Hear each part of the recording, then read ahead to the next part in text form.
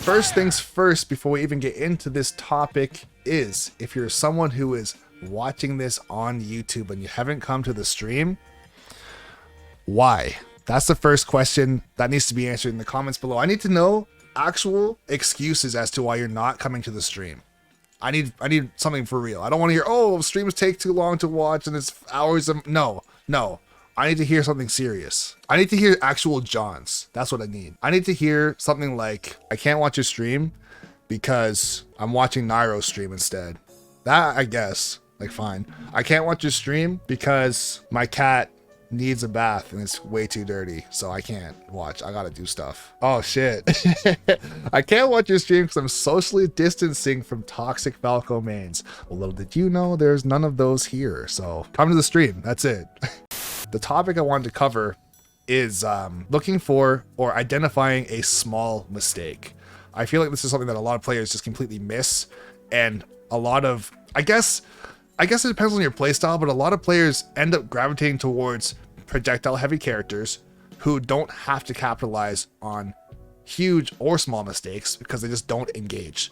And then I get a lot of players who will actually reach out to me saying, I had somebody in the stream earlier saying, and this is not a disrespect thing by any means, but they say, I don't know how to approach. I don't know how to apply pressure. I just sit back and throw projectiles and eventually my opponent dies. And sure, that can work, but what happens when your opponent knows how to deal with your projectiles, right? You have to be able to take advantage of small and big mistakes. I would say that big mistakes, for the most part, are fairly obvious to point out. Like if somebody does a smash attack in the wrong direction, obviously a big mistake. If somebody dash attacks or smash attacks your shield, obviously a big mistake. If they whiff a grab, or if they falcon punch, or do something that is clearly a huge, long-lasting move or animation, that's clearly a mistake. But there are small mistakes that people just kind of let slip all the time. So for example, a very small mistake could be up tilting on someone's shield twice. As I say that, it actually just happened, but bruh. A small mistake like that could be up tilting on someone's shield twice, or staying in shield too long yourself, or, I don't know, dash dancing a little bit too much, empty hopping too much, double jumping in neutral, right? Some of these mistakes, if you are I wouldn't even say entry-level player. You can be a mid-level player and still miss a lot of this stuff. And the mistake itself doesn't look or feel like anything, because more often than not, you're not getting punished as far as, or sorry, you're not punishing them and they're not punishing you. If you don't punish someone's double jump on stage, neither one of you took any damage and there was no real exchange. If someone up tilts your shield twice and then you just roll away, you think to yourself, okay, at least I didn't get hit. It doesn't really feel like a mistake. So these small mistakes, more often than not, they come from frame data. As far as a small mistake on shield, or just seeing if someone throws something out, you're going to anticipate a move that can be punished with something that is a very small punish. So let's say, for example, if somebody whiffs a forward tilt right in front of you, you might be able to get a instant dash attack, or like a down tilt, or like, I don't know, maybe like a run up jab, just something very, very fast. And it's not like you're gonna get a crazy combo or a kill off of this, but it's a small punish for a small mistake. I guess the next question would be, so how do you identify when someone is going to make a small mistake? How do you know a small mistake is coming? How do you know what you should do to punish this small mistake as well? For me, I would say there's different degrees of commitment as far as in neutral. At the very beginning of a game, if two players are heavily respecting each other, the first degree is no engagement, right? If they don't just run right at each other immediately. I'm just saying, in a world where you aren't mashing, which is kind of not real.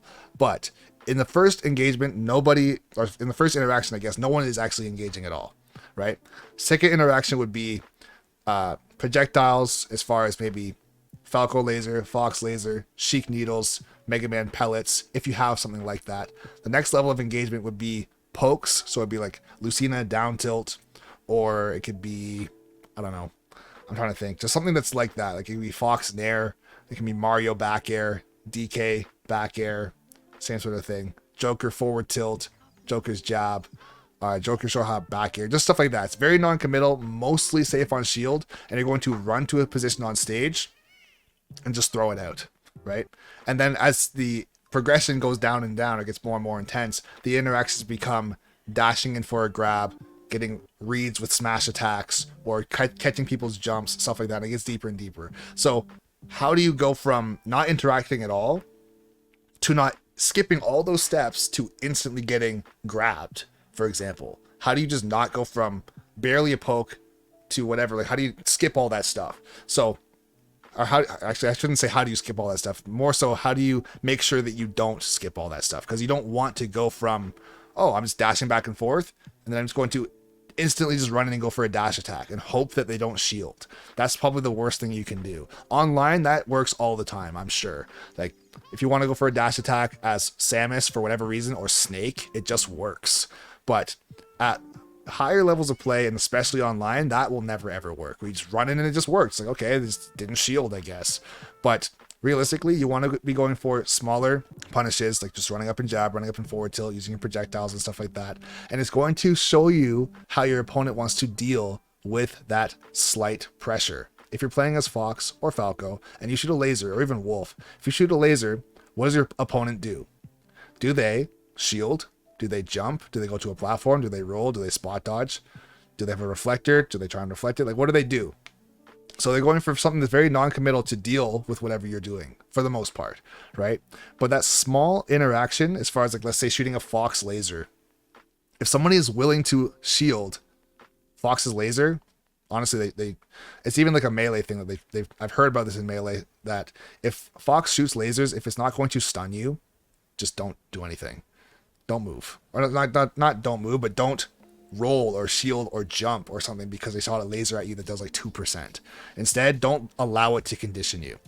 So if someone is willing to jump or shield or roll or reflect it, that can come out as a small mistake in the future to say, whenever I pressure them at all, their go-to thing is this. Go-to thing is shield. Go-to thing is jump or spot dodge or whatever. And it's a small mistake on their part, as far as they're not really committing to anything super huge to deal with the pressure you're giving them. But in the future, if you know that if you get close enough to them, there's a very strong chance that they're going to shield before they do anything else, because they shielded a laser, for example, you can get a lot more grabs because of this, right? Very small interaction that will snowball and allow you to take bigger risks in the future, so you can actually get those punishes on small mistakes. Other small mistakes that you can catch on to, for example, and this is a small mistake I'd feel like a lot of people kind of just let go, or they don't even know how to punish this a lot of the time, is when someone just multi-jabs. For example, if you see that someone's going to land with a nair and then multi-jab on your shield, if you see that nair coming, rather than just shielding and letting them immediately multi-jab, and then once they finish trying to punish that, if you see the nair coming and you can assume that a multi-jab is coming, this is where a little bit of a read or conditioning comes into play. Just move out of the way. That's it. You can space an F smash. You can jump over the top of their multi-jab with like a down air or a nair or whatever combo starting move you have that comes in from above out of a short hop, and you can punish a multi-jab very, very easily. Like, this is something that even when I have coaching, when I do coaching sessions, I see a lot of players don't know how to punish a multi-jab. I could just stand there with Falco's jab and just spin in a circle for like 10 years, and they don't know what to do, so they just let me do it. It's like, okay, if you get hit by it, it's different. If you get stuck in shield and you don't have a move that like is out of shield where you can just lunge at them, or Cloud up B, or like Charizard up smash or up B or something like that. If you don't have a move like that, so you can't just punish me out of shield for my multi-jab, then it's a little bit different. But if I completely miss and I'm facing you, right, you can still punish me very, very hard. So it's a small mistake on my part as far as going for the multi-jab and missing, but it's a huge mistake on your part by just letting me do it. Of course, multi-jab, of course, jab in and of itself is a fast move if it happens to land, but you can't allow someone to just go for a multi-jab, for example. Or if somebody is, I don't know, I'll say nairing towards you, and as soon as they miss their nair, or if they hit their nair, I see this too, which is kind of crazy. Right after they go for a nair, they just dash away.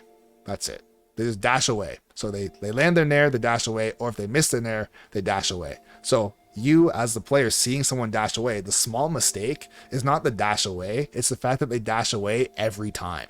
And it's a big mistake on your part that you're never overextending to catch the fact that they are not going to shield, not throw out another attack, and not try and grab you, right? If you think they're going to do one of those things, then that's a little bit different. But if they aren't going to do anything, they're literally not throwing out any hitboxes, and they're technically not even defending themselves, they're just dashing away from you. If you try and hit where they currently are, then you will miss because they're dashing away. That's the whole point of the dash away. But if you overextend, more often than not, people dash away into a couple different moves. They dash away into a side B that can turn them around, or they dash away into a forward tilt that can turn them around, more often than not. Sometimes players will dash away and then they'll do like a back air towards you, or just a back air in place, or an air in place, something, right? So if you are assuming that that's going to happen, all of those moves have some sort of startup, right? Nothing comes out frame one, obviously. So if they are going to do a dash away forward tilt, for example, the fact that they're dashing away, there's still lag on dashing away. The way that Smash Ultimate works is if you take a single step, as far as a foxtrot, if you're doing a single dash, you can't throw out anything as far as normal moves. The only normal moves you can throw out is an instant dash attack or an up smash. Also, you can jump, right? But if you do a single dash and then you want to single dash into shield, single dash into forward tilt, single dash into roll, anything, the dash has to finish first. So if you know they're going to dash, they can't cut their dash short and turn around with a forward tilt and just hit you. Just for the example that we're running with as far as saying the dash away aspect, if you see someone dashing away, of course, if you are always throwing out your attack early, you're going to get punished for it, but it's a small mistake on their part as far as doing the same thing over and over again, right? But yeah, I feel like this is just like a very short topic that I feel like a lot of players should start to recognize a lot more, as far as if someone is doing something that is repetitive, if there's some sort of pattern that's happening, you absolutely need to try and take advantage of it when you can, if you have the tools to do so, and if you actually have a good read, right? There are some variables. It's like, of course, if someone dashes away once, doesn't mean they're always going to do that. But let's say it could be anything. The other thing that could happen as far as a small mistake is as soon as they throw out an attack, if they miss, they just jump, right? It's not jumping that's the problem. It's the fact that they jump every time, or more often than not. Top players will absolutely catch you for jumping, also in a couple of different areas as well. Jumping off of a platform, jumping out of the corner, or jumping right after you've whiffed something, right? Those are the main areas that you're going to see it. So if you see someone's trapped on a platform, there's two different ways to deal with this, and the platform's actually a good example. If you see someone's trapped on a platform and you're below them, if you up tilt their shield once, or do like a falling up air or falling nair once on their shield, if the second you hit their shield, they just jump, the mistake is that they jump as soon as anything touches their shield. So for you could do a falling up air into a double jump or full hop nair or up air, and you're probably going to catch them unless they do like a full hop air dodge instantly, which no one does. People mostly are going to use their full hop and then try and double jump or throw out some sort of aerial to get away from you. But even if they do a rising aerial, unless they do like a down air that's like frame 6, which would be insane, most characters don't have that. If they do a rising aerial, even if you're coming up from below them with an up air or an air, you're going to catch them more often than not. And on the flip side of things as well, the other small mistake that someone could also do is if they have you on a platform and you're shielding on the platform, if they're underneath you, they could go for, let's say, the same setup, right? The up tilt or falling up air, whatever. And then as soon as they hit your shield once, they assume that you're going to jump. The small mistake on their part is committing to that full hop immediately, right? Or a double jump immediately. So the bonus question is how to deal with losing, in your opinion, or in my opinion. How to deal with losing. Part 1, as far as not getting salty. Here's the thing. Being salty is actually healthy, in my opinion, because that means that you care. If you're mad that you lost, at least if it's like a serious game, like if you're playing like for money, if it's a money match, or if it's like a big tournament or whatever, if you care, if you're mad that you lost, that means that you cared, which means you actually tried, right? If you get ultra cheesed and you're salty about that, that's still something that can be annoying. But if it's like, you're not mad about the fact of how you lost, you're mad that you lost at all, that means that you care. In my opinion, I'd say if you deal with or if you hate being salty, or if you think it's like embarrassing or anything like that, it's like, bro, at the end of the day, it's a game. A lot of people think it's funny when someone gets salty. They're not really necessarily laughing at you, they're more so laughing at the idea of being mad at a game. And at the end of the day, like, it is just a game, right? Like, you want to treat it seriously if you're playing for money. Like, you can treat it like a job or a profession, and that's totally fine. But it also is just a game. So when you get mad, you can't, I guess for me, you have to try to detach it from your opponent. Don't be mad at them if you lose. Be mad at the game. Don't hate the player, hate the game, as they say. But also on the flip side of things is if you win, don't be afraid to pop off, bro. Like, it's a swinging pendulum, right? So on one side, it's like, if you get super salty because you care, if you win, yo, pop off. Like, you don't have to suppress that on either side. Don't be like, oh, I'm actually mad, but I'm just going to say I don't care.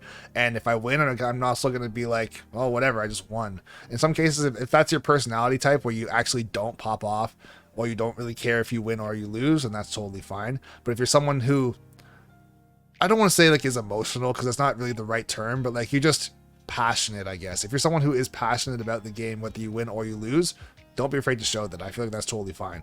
And in that case, you have to be willing to take your hard losses with your great wins as well, or your great triumphs, right? So that's part one. Part two of dealing with losing, as far as how to get better, is know that you lost because of multiple. It's actually a very good question to go with today's topic as well. You lost because of multiple wrong decisions. You didn't lose in the blink of an eye, unless you're fighting hero. Honestly, when you lose, it's because you did the same thing over and over in certain situations. Like we were talking about, a small mistake. You did roll from ledge every single time, or you spot dodged after an F smash on shield every single time, or you fell through a platform with an aerial every single time. You dash back and go for a pivot grab every single time. And every time you did that, you got hit off stage, or you got grabbed, or you got down smashed, or you got juggled, or you got ledge trapped.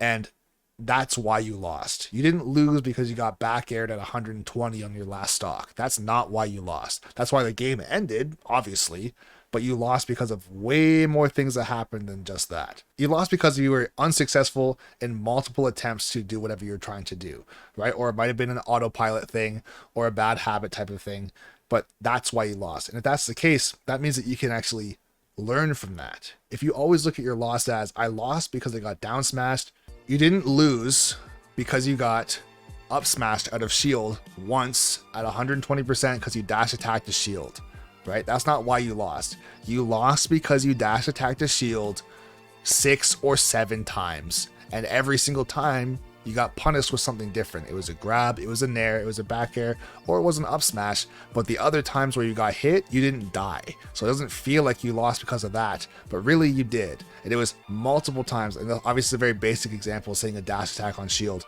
but it's because you did the same small mistake in your eyes over and over again, and somebody else capitalized on it over and over again. And the last time that they capitalized on it, you might feel like that's why you lost, when really that's not the case.